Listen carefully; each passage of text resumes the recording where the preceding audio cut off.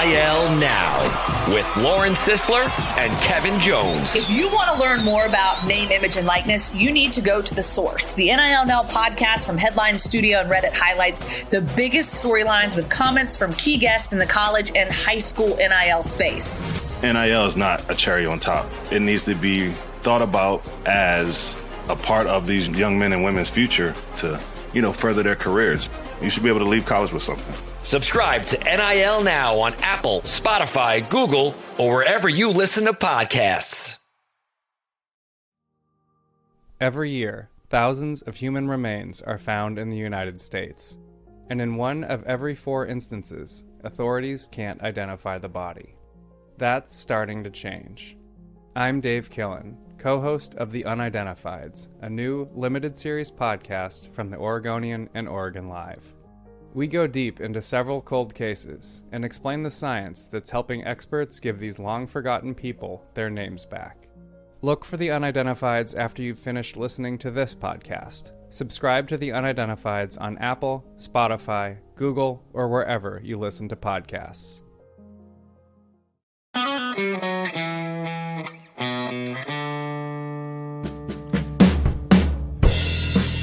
Dillon Brooks is coming to the Portland Trail Blazers. Easy. Just kidding, but hey, you never know.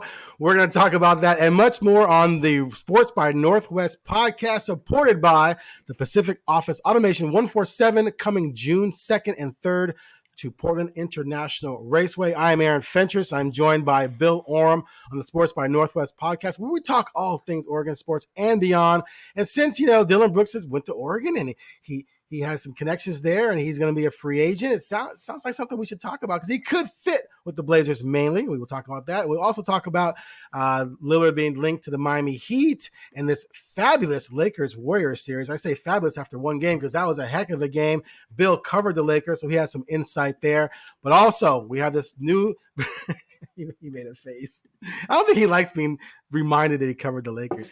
Just nine years of my life I'm never going to get back. He and LeBron are BFFs. Well, we have this new campaign called Subtext where you can get text straight from us, Bill and myself, straight to your phone with our hot takes and our intelligent takes. You get a little mixture of both. That phone number, if you want to subscribe, just text 503-782-9420. You will receive a link back, which will tell you how to subscribe. You have a 14-day trial. It's only $3.99 a month to get text straight to your phone from Aaron Fentress and Bill Oram, or from Bill Oram and Aaron Fentress. Maybe you can delete one of us out. I don't know. You probably just have to suffer with both of us. But anyway, it's going to be a lot of fun. And hey, you get to text us back, and then we'll respond. We'll have our correspondence going. Anyway, let's get to our main topic today. Okay, it's the offseason of the NBA, and the best part of the NBA offseason is all the rampant speculation about who's going where. The NBA thrives on the drama. It's like a soap. I love it. I get into it every year. And so now we have Dillon Brooks, who poked the bear, LeBron James, and then got dominated. Now the Grizzlies say they will not bring him back under any circumstances, Bill, any at all. He could be the only small forward free agent on the market, and the Grizzlies would not bring him back to Memphis. But would he fit? Could he fit with the Blazers? I will let you make the first assessment. I'm still thrown by the idea that they won't bring him back under any circumstances. Usually someone is allowed a final meal before something like this happens to them, or a conjugal visit or something. Instead, I've a chance to repent. I've followed the NBA my entire life. I've covered it professionally for the last decade. I have never seen a free agent or a player hung out to dry in this way. It kind of boggles my mind. I understand why the Grizzlies might be done with Dillon Brooks. I understand why he rubs people the wrong way. All of that. I understand why you wouldn't want him on your team. But the idea that you're going to hang him out to dry and you don't want him back under any circumstances is just cold. Ice cold. So he will be a free agent. We know that. Does he fit with Portland?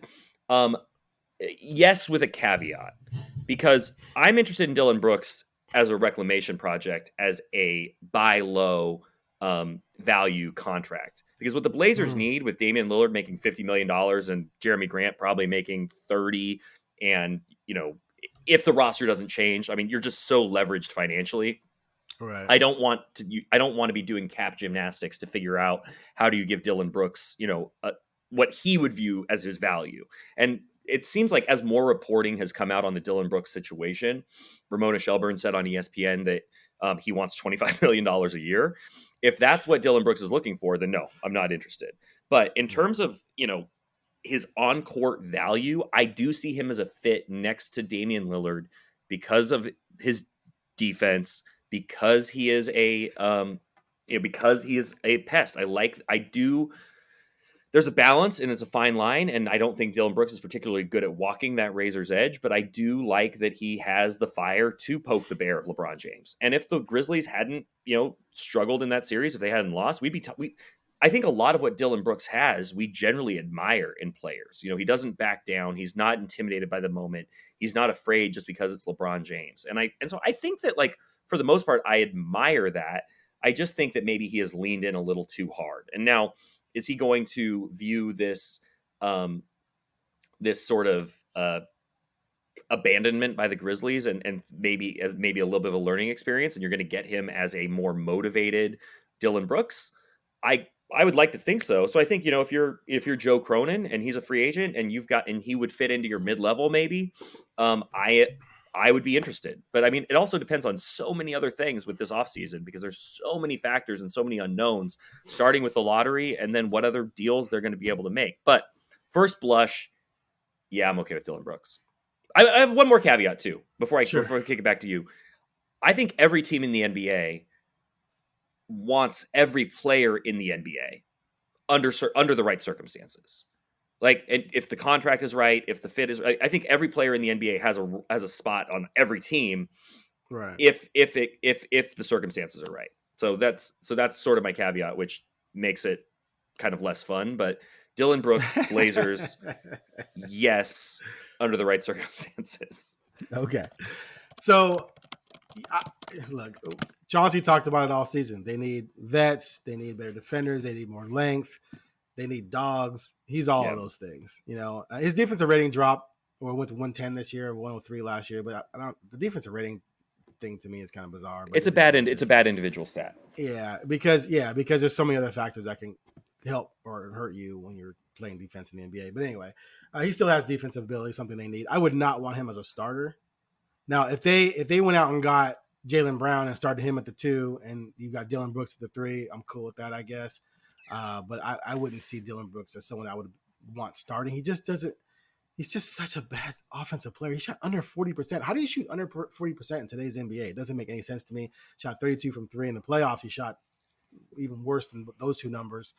I'd want him to tone it down. I think Dane would have him probably tone it down. Like, Dane would not want him talking trash and doing his little dance and acting like a fool.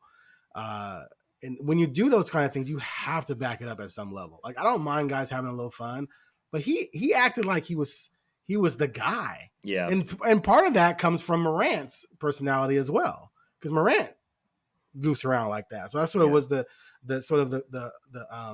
culture of the team. And I think that contributed to their fall, that and Steven Adams. But yeah, I would definitely sign him if the price is right and as a backup off the bench. Because I think off the bench or as a defensive specialist, they need guys like that.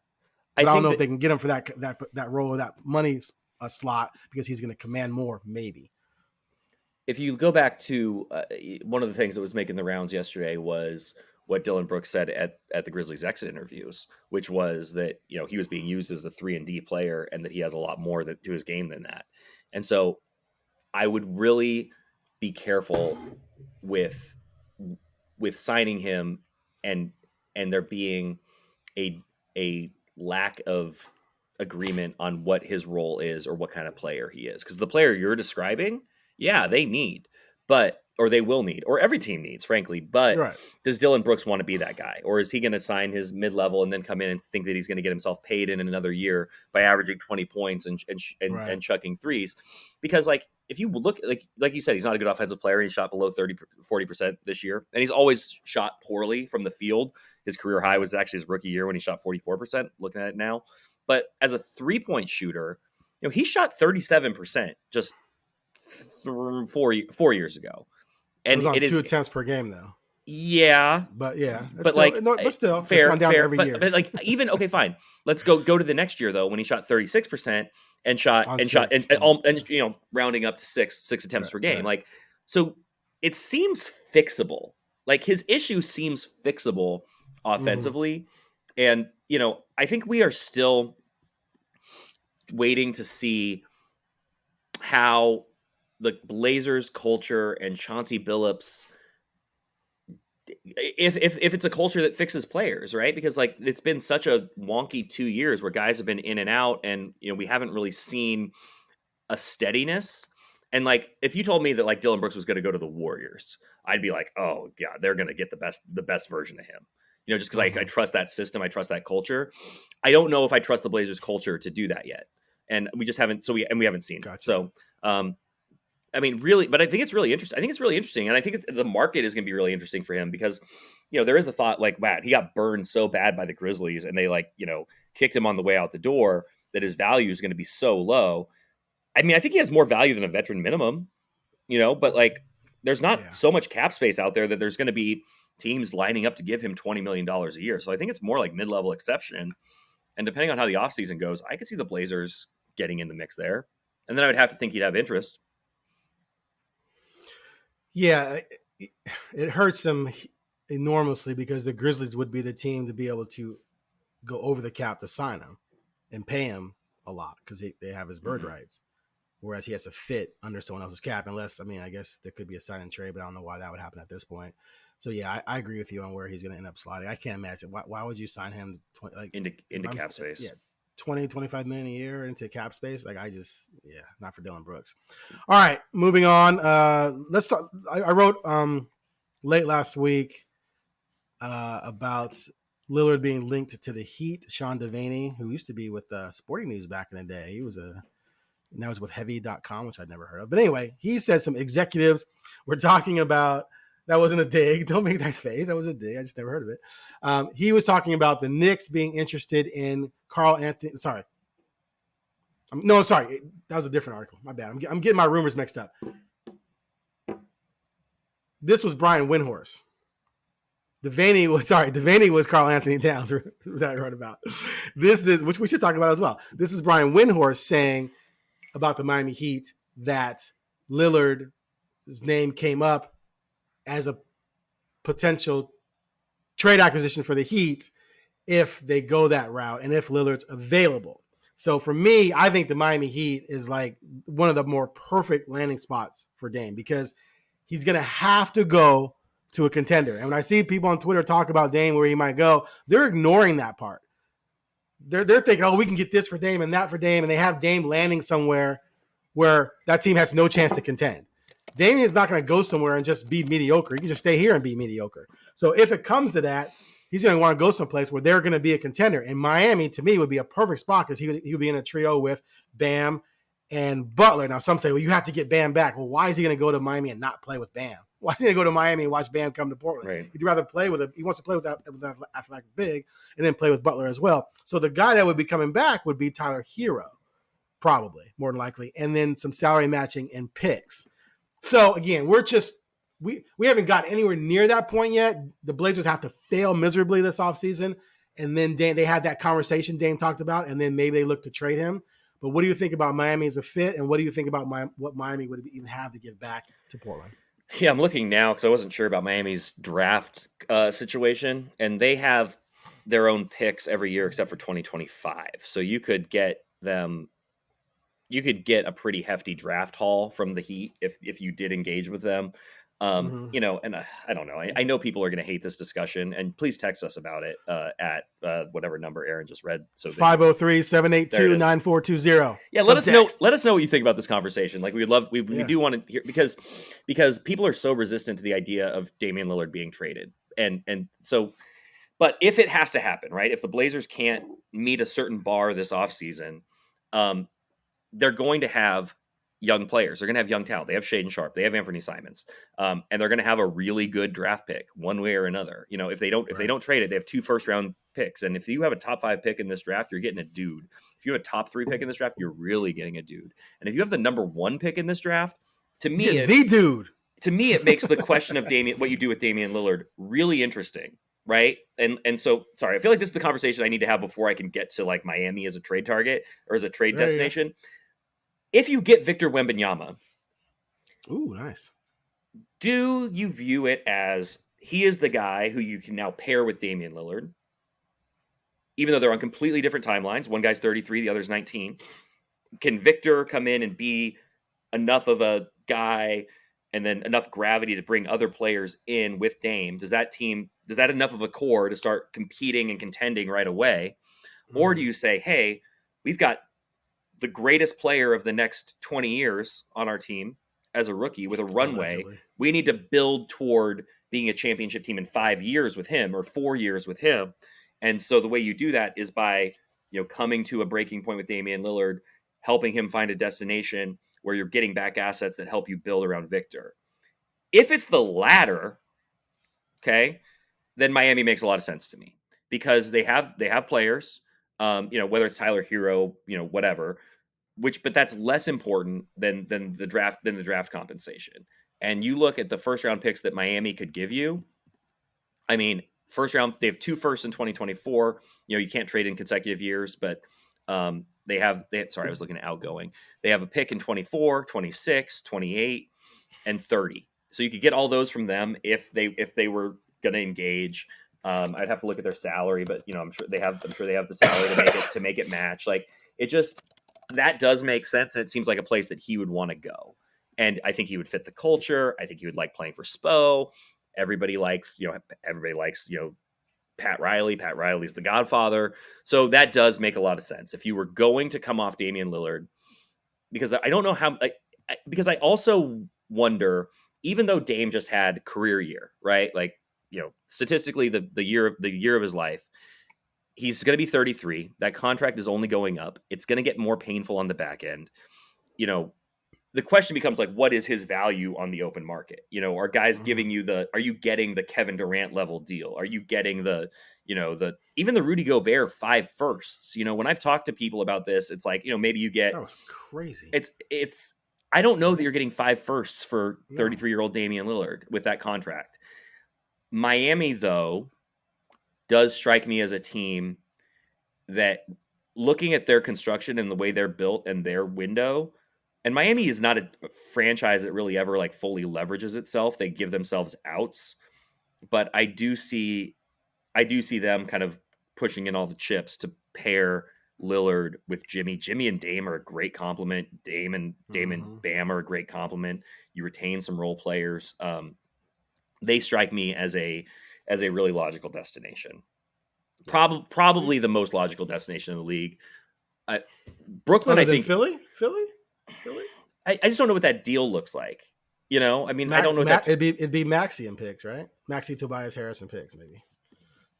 Yeah, I mean, I do like Maxey, but like in terms of like where Dame would want to be, like in terms of location, in terms of fit, in terms of culture.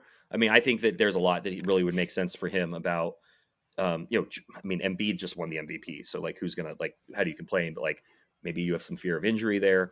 Brooklyn makes sense also from a standpoint of like, there's a lot about Brooklyn's roster that if you could just transplant it onto Portland's roster, I'd be like, they're legit. Like, Bridges, Joe Harris, Nick Claxton. Like, if you can transpose all that to Portland, sure. But I don't know how you get Dame there without, short of like taking on Ben Simmons.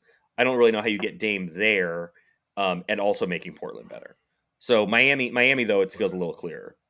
It would have to be Ben Simmons picks. They're not sending Bridges again. He's not sending Bridges to Portland because why is Dame going to play right in Brooklyn without Bridges? Doesn't make any sense. Yeah.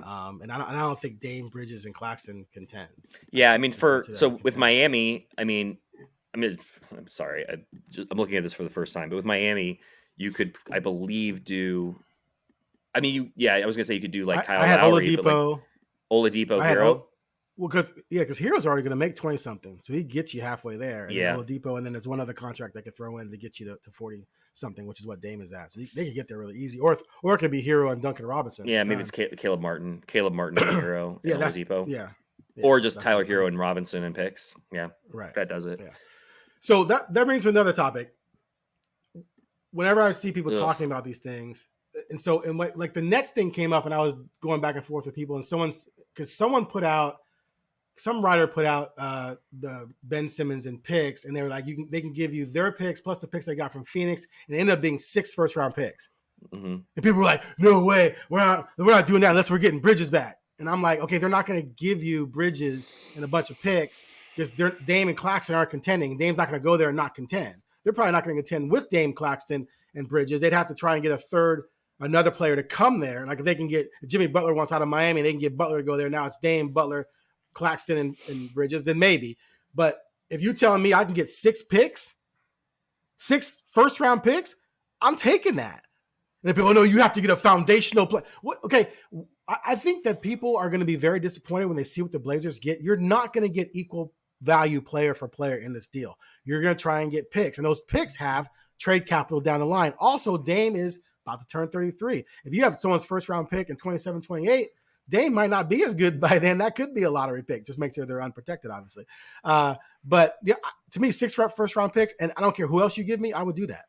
I think if you're at the place where you are where Dame wants to go somewhere else, and this is where you're at, it becomes about the picks and the young players. Like, I would want, I'm not looking at like Brooklyn's roster, but like, I would want Cam Thomas.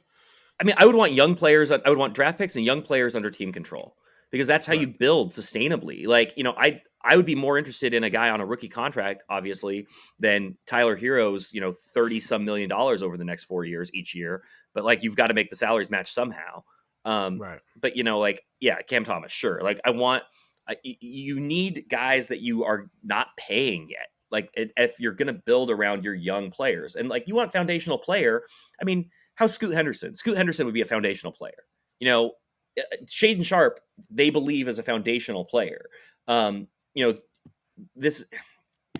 not, I don't think you need, a 25-year-old who's already been paid and extended to build around, because that person is all of a sudden that person's clock is going to start ticking, and the timelines, it pushes the timeline up. I think if you are moving on, I'm going to throw this caveat out there on everything. Like, if the decision comes that you're moving on from Damian Lillard, then you want to extend your timeline as far out as possible. And so that is young, team control, and then draft picks. Like, because if Brandon Miller, Scoot Henderson, Amin Thompson, Cam Whitmore, whoever you're getting becomes that foundational piece with your own draft pick, becomes that foundational piece with Shaden Sharp. And then to me, it's just like, if you're if you're going to rebuild there, you don't do it halfway. And it's not a satisfying way to experience the NBA. I mean, look at Oklahoma City, right? Like, I mean, there were a few years of like pretty gruesome basketball. And you know what? They are better than the Blazers right now. They have a better complete team. They have better assets. They have more pieces to trade. If the problem for Oklahoma City is like, no star is ever going to say, I want to force their way to Oklahoma City. But there's a reason that Oklahoma City was the team that was able to trade for Paul George. Oklahoma City was the team that was able to trade for Carmelo Anthony when he still had value, because they managed their assets really well and they are able to go in at the right time. Like, I would say right now it's kind of the right time for Oklahoma City. They have tons of young dudes, 1 through 12 guys who look like NBA players and are going to have value. The Blazers have, 1 through 5, 6. Like, I mean, in terms of like really getting something done. It's painful, but also Oklahoma City's rebuild hasn't taken that long. Like, Russ left in 2019, right? And 4 years to go to totally bottom out and accumulate a bunch of draft picks and like start picking dudes, and Chet Holmgren hasn't even touched the floor yet. Like, unfortunately, like the way the NBA is, especially for smaller markets, and listen, I've spent a lot of nights in Oklahoma City. Like, Portland is not Oklahoma City, trust me. But it's kind of the way you have to go. So if you're going to bottom out, you have to bottom out spectacularly. Yeah. I agree with you on the Hero contract thing, but to me, Hero is someone you get and then someone you flip. Like you're gonna trade him, Yeah, because you already have a 2 guard in Shaden. Same thing with if you did something with Philly, Maxey. You know what they how the roster looks that first year, 23-24, doesn't matter. Just like start Maxey at the 1, start and 2, have them rotate 1 and 2, and have Sharp at the 3. It doesn't matter because guess what? You're trying to get the 2024 top 10 pick, right? Yeah. They're not trying to win. So Maxey and Ant would be redundant. So you eventually trade one of them, but you try and get the best young player available for the team that Dame wants to go to, and as many picks as you can. And to me, if I get 6 first-round picks, even if I have to take Ben Simmons, his contract isn't going to last forever, and who knows? Maybe he'll grow up. But those 6 firsts would be extremely valuable. So let's go to one other thing I wrote about since we're here. Karl Anthony Towns. This is the one Sean Devaney had him linked to the Knicks primarily, but also mentioned Portland. And he said some execs were mentioning Portland in a trade for Dame. I don't know why Dame would want to go to Minnesota. Does Dame, Anthony Edwards, and Gobert contend? I mean, I guess maybe, because Dame's pretty good. He'd have a really good wing with him, and Gobert can play defense. I don't know. But if you're the Blazers, would you, A, seek someone like Karl Anthony Towns, who's a good young player but has a massive contract? He hasn't even started the Supermax yet, so you'd have 5 years control. I think he's a player option for his last year, so you have 4. So would you want him on this team with that type of contract? Or 2, would you think that Minnesota would even be a fit for Dame as a contender? And 3, would you instead rather trade for Towns and have him play with Dame? Ooh, that's a lot. So the 3 options are trade Dame for Towns, don't trade Dame, don't trade with Minnesota at all, or trade every. No. Do you think Dame could contend in Minnesota with that trio, with Towns coming here, or if you're Portland, would you want Towns in a trade for Dame? And then 3, what would that look like as a contending team with Dame and Towns pairing together? So Dame, Anthony Edwards, and Rudy Gobert would be the best core that Dame has had in his career. So I think that would just in a vacuum, those 3 guys playing together would be very, very good, despite the holes that Rudy Gobert obviously has. Right. I don't want I don't want to swap Damian Lillard for Karl Anthony Towns, because then I think it's a lesser version of what you already have, which is a singular star on a really bloated contract. And I don't think it changes your trajectory if you're Portland. You're just kind of swapping, one sort of, guy who does a lot, but not enough to like carry you to the top on his own. You become Minnesota. And I don't think, anything about what Minnesota has been over the last 20 years, or even just in Karl Anthony Towns' tenure, inspires you to say, yes, that's the direction we want to go. Like there's no history of players like saying, I forced their way to Minnesota to play with Karl Anthony Towns. That's not true. D'Angelo Russell did it, but like, that was D'Angelo Russell. Third of do I want Karl Anthony Towns in Portland to play with Lillard? I have brought this one up before in columns. I think it makes a certain amount of sense because I think it makes you better. I think Dame and Towns would be very potent offensively. I don't think it makes you a contender, but I do think that getting Dame help in the middle and a legitimate, big man raises the Blazers' ceiling. I just feel like there's still a ceiling. And so it becomes a matter of what it costs. Like, I talked to an executive. I love when people say this, like I talked to an executive, but I did. And it, who kind of, we were just sort of brainstorming these things, and it's been a little while, a month or whatever, but that person thought that if the Blazers ended up with like the 6th pick in the draft, right? And this was before like they'd finished the tanking and all that. But if the Blazers had 6 plus Simons plus Nurkic, I believe was what we talked about, that would get it done. And that's a lot of money going back to Minnesota, but it would get them off of Towns' contract. Nurkic and Simons, Simons has value on the floor. Nurkic, I think, is a little bit of a negative asset, but one thing about Nurkic is I think he's going to get traded a lot of times over the life of this contract. Has 3 years left on it. I bet he'll be traded every year with that contract. And so if the draft pick isn't as good as as the Blazers hope, and everything else is sort of not coming together. Like you can't get, your top tippity top list of guys. I would probably be okay with trading Nurkic, Simons, and a top 10 pick for Towns, because you still have Shaden, you still have all your other picks to go make other moves, you still have the picks to go add, like, Anunoby, a guy who gets talked about a lot. You can still go get him, bring him in, but defensively you're still not good enough. And I don't love Towns. Like I would look at Towns very much as a consolation prize. And then the problem is, if it doesn't work out and you're not better enough, and Dame says, "Hey, I want to go," you still have Towns in his mammoth contract, which is going to be harder to move a second time. So it's problematic. But as a sort of second tier option of getting all-star talent next to Dame, I think I'd be okay with it. I'm slightly more intrigued by the question of Rudy Gobert and what his value is. It's certainly not what it was when he got traded a year ago. Gobert as a pick and roll partner and a defensive stopper behind Dame is appealing.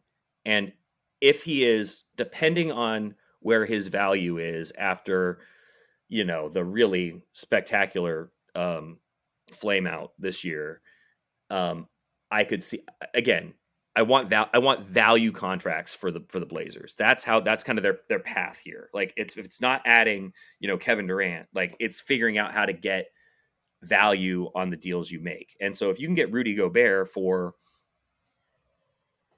whatever it is, because Minnesota just wants to get rid of him, then yeah, absolutely. But he's still, an all-world defender, with major problems in the playoffs, I concede. But he also does a thing that the Blazers desperately need, especially if they're going to stick with, Damian Lillard and Anfernee Simons as their guards, because I mean, there is nobody stopping guys getting to the rim. So Gobert on a value probably has a little more appeal to me than Towns at market value, if that makes sense. I hear you. But I'm not loving dealing with Minnesota at all, frankly. Yeah, I would not do. Well, I would do Ant, because the two Ants together would be a pretty interesting backcourt for Minnesota. But I wouldn't do Ant and the pick. I'm viewing the pick right now as, if this draft is supposed to be so deep, that pick should be someone comparable to Shaden. Mm-hmm. Now, we all know top 7 picks don't always work out. I know as well as anyone as a Bulls fan. I think they had 3 straight top 7 picks not work out, although Lowry's now good. But I'm thinking that kid should be pretty darn good, and he's going to be younger, and he's going to be cheaper. So I'm not going to give him Ant and that pick. I want to do Ant, Nurkic, or Ant and some other salary matching, and the Knicks pick or something like that. And then maybe another pick down the line, not that lottery pick right now. But anyway, that's just me. I don't know. I don't know how much value Ant has, frankly. Like he's right. That's the question. I mean, and like he grades out in most people's evaluation. I think the Blazers value him more. I think the Blazers overvalue him a little bit. I think they overvalue Nurkic. But he is widely seen as a sixth man. And, he could also be a lead guard on a team that, he could be a lead guard on a team that isn't built around the guards. But like largely he is a sixth man. And so you're paying your sixth man $25 million. That's where his value gets a little bit, broken, where it's like, he's a really good player, but where does he fit? And then why, and then how much are you paying him? So what am I missing? Because I don't agree with that. I'm not saying the NBA execs are wrong, but if he's running a team, I think he's putting up 27 and 8. I mean, he's playing out of position. No, he's not a 2 guard. He's not. You don't want to playing 2 guard, which is what he has to play with Dame. He has to acquiesce. There's kind of like uncomfortable situation there for him. But if you say, okay, this is your team, go out there and run this thing. No one's stopping him. No point guard in the league stopping him. So he's scoring at will. Easily could get 26, 27. He just averaged 24 playing second fiddle to Dame. Easily makes another basket or 2 a game. And then his assists are going to definitely go up from 4 to 7 or 8 since he's running the point. Yeah, I just don't see him like that. Like I think he is I think he's streakier shooter than you think. I think he is a real liability defensively. And I think that once he is the focal point of defenses, like once defenses can afford to key in on him, like he doesn't beat you different ways. He's a really, really good shooter, but he's not like a great slasher. Doesn't have like, a great mid-range game. Like he does not, like, he's a really great shooter, and he can get red hot, but is he a dramatically different player than Jordan Poole?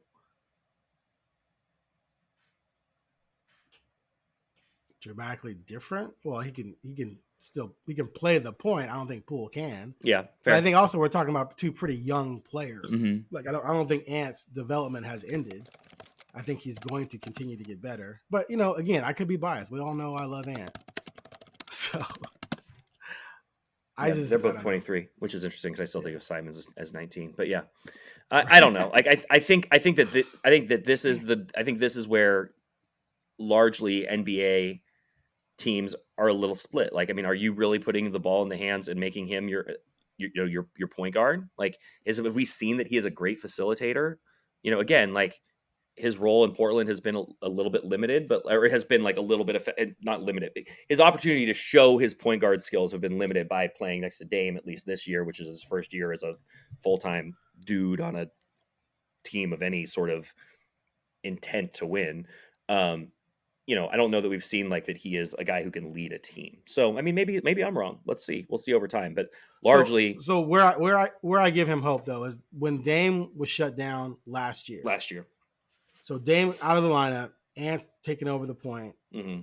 He's got Nurk, Nasir Little, CJ came back a little later, and Norman Powell.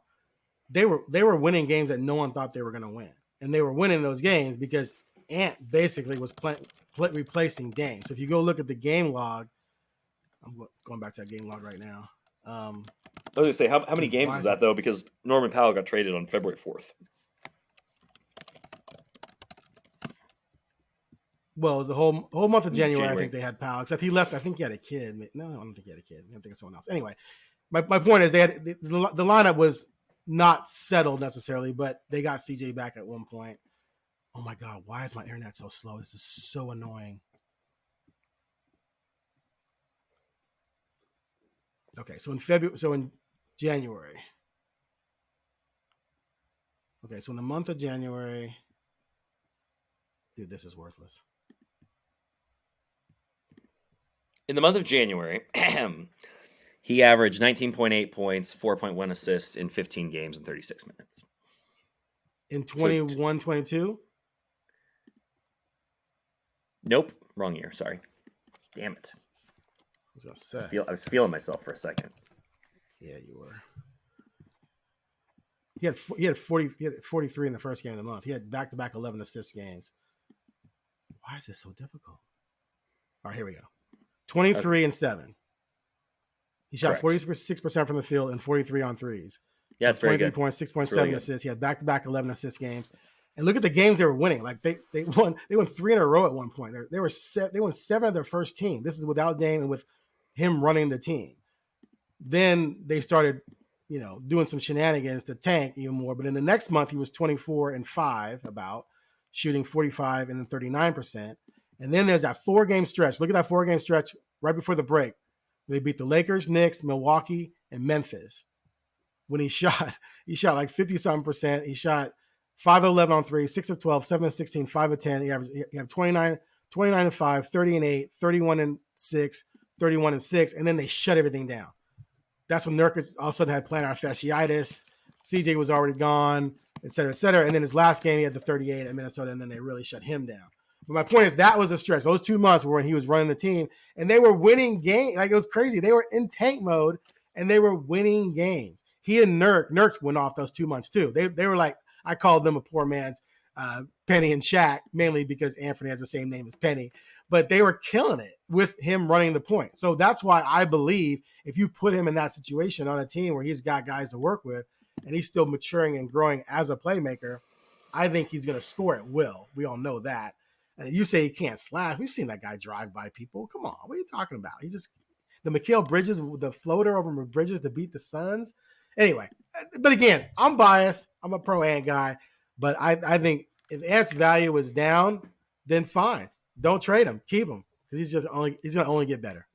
Well, I mean, that I think is but not here with Dame. I think that is the I think that's the crux of it, right? Like it's more about where his value is, and if his value isn't high enough to get a deal done, then yeah, you continue to develop him and you keep him in your system, and you know, if you view him as a top guard in the NBA, then he's a good contract. He's a value contract. You know, you had him under team control, you got him extended. The thing that's weird about Anfernee Simons is like the Blazers gave him a big contract last year when I'm not entirely sure who they were bidding against.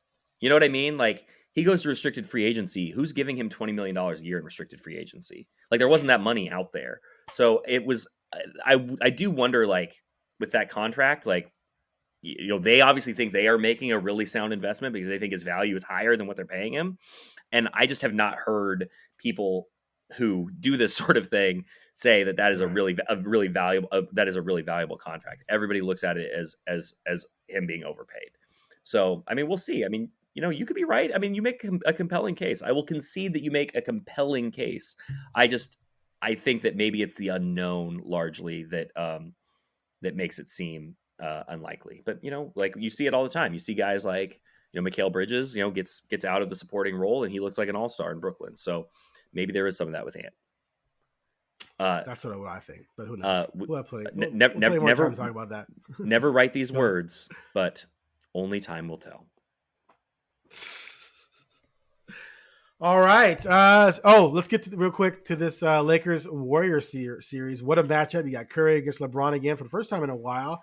For the first time since the Warriors were completely stacked with Durant, and that was completely unfair and ridiculous, but that's another story. What do you make of this after game one? That was a pretty fun game last night. Great game. Great first game. I thought the Warriors were going to get it done when they went on that little 14-0 run to storm back in the fourth quarter. Steph was kind of on one.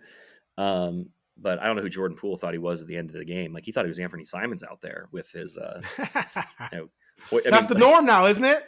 Take a 35-footer. Who cares? I mean, I will say Jordan Poole hoisting a 28-footer with tons of space to, like, you know, move 28? up. It was only 28? Yeah, but, like, I mean, he was 5 feet behind the three-point line, completely unguarded. Okay. With 7 seconds left on the clock, is sort of like the Blazers giving Anfernee Simons $25 million when nobody else was in the market. Kind of the same. It's like, why not move a little closer to the line? Hated that shot, but obviously it doesn't come down to one shot. Anthony Davis, though, has been in total beast mode this postseason. And defensively, you know, the Warriors, you know, have basically, you know, invented small ball, right? And Kevon Looney's been huge, but I mean, Anthony Davis was a complete eraser, and he has been in these playoffs, and they're going to have to figure something out to figure out how to get Anthony Davis away from the rim defensively. But even then, he's so good. He's so mobile and he recovers so quickly. I don't know exactly how the Warriors are going to neutralize Anthony Davis, other than, you know, he needs to play 48 minutes for the Lakers to win. And so maybe you can wear him out, but I mean, the advantage has swung dramatically toward the Lakers. You know, stealing game one on the road at Golden State is a huge win for the Lakers. Absolutely. And, you know, LeBron wanted some more pieces around him to help because he's 38, 39. You know, he can't necessarily do all the things he used to do for 40 minutes a game. And it looks like they got some dudes, man. Vanderbilt was nice. Stevens, D'Angelo Russell, like, they just pieced together some guys around him, and with AD playing at AD levels, then yeah, they're a threat. Now, do you think they're a threat to win it all? Yeah, I do. It is a long and winding road, but the way they're playing right now, I think they can win. I think they can win a game any given night. Like, I think that, you know, we've seen them beat. We saw them. They had to go through Denver in the bubble in 2020. That was a different Denver team that wasn't as mature and developed as they are now. And the Blazers, God, look at me. The Lakers were had a better had better pieces around LeBron and AD in 2020 than they do now. But I do really like the construction of this current team. I have to go back and look at what their record is since the trade deadline. But, you're bringing in D'Angelo Russell as a third or even fourth option. He's pretty inconsistent and hurts them a lot out there as well. But he is a guy who can create. He can get to the rim. He gives you a little bit of gravity, certainly in a way Russell Westbrook didn't. And I think the biggest thing for the Lakers is really the kind of the emergence of Austin Reeves as a real offensive threat, and the fact that he really, the way he draws defenses, the way he can cut, he makes the right pass, he does defend, he plays both ways. That is kind of what they were missing, was kind of that bigger two-way wing, and he has developed into that. And I covered his rookie year, and he was a nice story as a rookie, and he was a good player, and he hit a game winner in Oklahoma City. And it's like, isn't it cute that this undrafted rookie from Arkansas just hit a game winner? And it was like, it was charming. And like, this dude is like a legitimate, factor. And so that is maybe the biggest thing that the Lakers have going for them, is just the balance this roster has. And, I'm certainly not the first person to say this, but to achieve that at the, mid-season, right? Like, to make the moves that they made, where you basically hit reset on the entire roster you built and admit mid-season that the roster you built does not work. Trading like Juan Toscano-Anderson was like a big part of their offseason last year. Do you even know where Juan Toscano-Anderson finished the season? Played for the Utah Jazz. Like, he was in that deal where the Lakers got Malik Beasley and Vanderbilt. And Malik Beasley, by the way, isn't even playing. Like, it's like they just got themselves some depths where Darvin Ham had options. Like, he didn't have options before. So I think that was, I have been as critical of the Lakers front office as anybody over time.